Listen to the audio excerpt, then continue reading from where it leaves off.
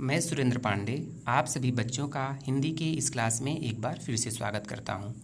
बच्चों, आज हम सभी अपनी हिंदी की पाठ्यपुस्तक रिमझिम के एक पाठ जिसका शीर्षक है डाकिये की कहानी कंवर सिंह की ज़ुबानी में दो नए विषय पढ़ेंगे और समझेंगे।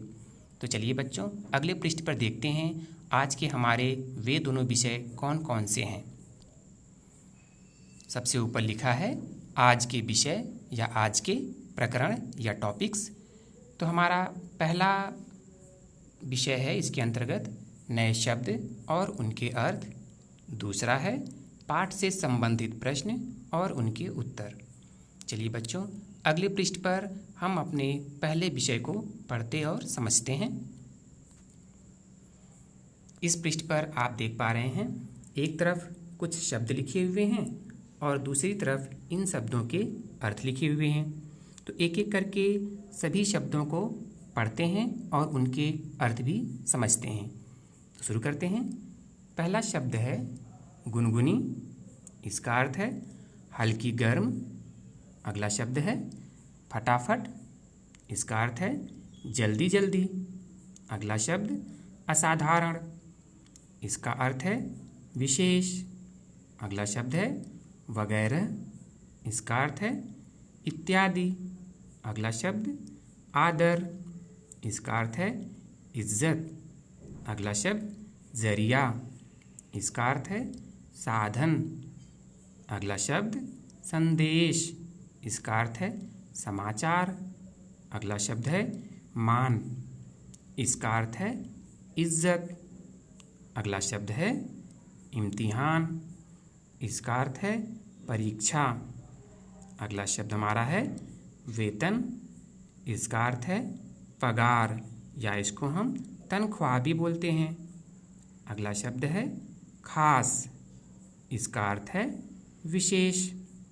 अगला शब्द है तबादला, इसका अर्थ है स्थानांतरण। अगला शब्द है भयंकर, इसका अर्थ है बहुत ज़्यादा या आप इसको बहुत तेज़ या अत्यधिक भी कह सकते हैं। अगला शब्द है प्रशस्ति पत्र, इसका अर्थ है वह पत्र जिसमें किसी की प्रशंसा की गई हो। अगला और आखिरी शब्द है नियुक्ति पत्र, इसका अर्थ है किसी संस्थान के किसी पद पर तैनाती के लिए दिया जाने वाला पत्र।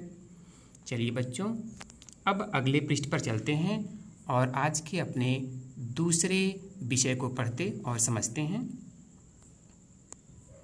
सबसे ऊपर लिखा है पाठ से संबंधित प्रश्न उत्तर। इसमें कुल 5 प्रश्न लिखे हुए हैं और उनके उत्तर भी लिखे हैं। तो चलिए शुरू करते हैं अपना पहला प्रश्न।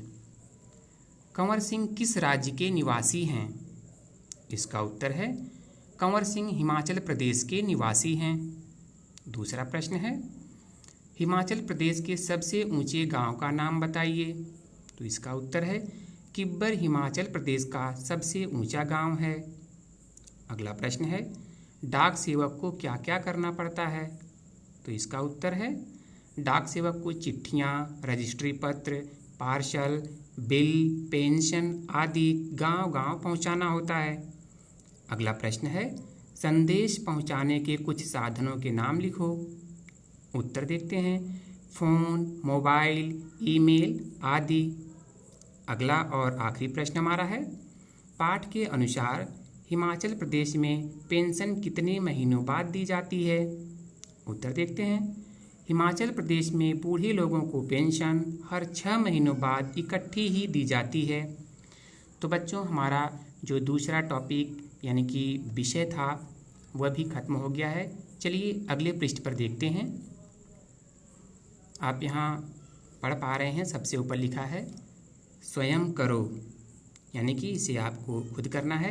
इसके नीचे लिखा है इस पाठ से कोई 5 प्रश्न बनाइए और उनके उत्तर भी लिखिए।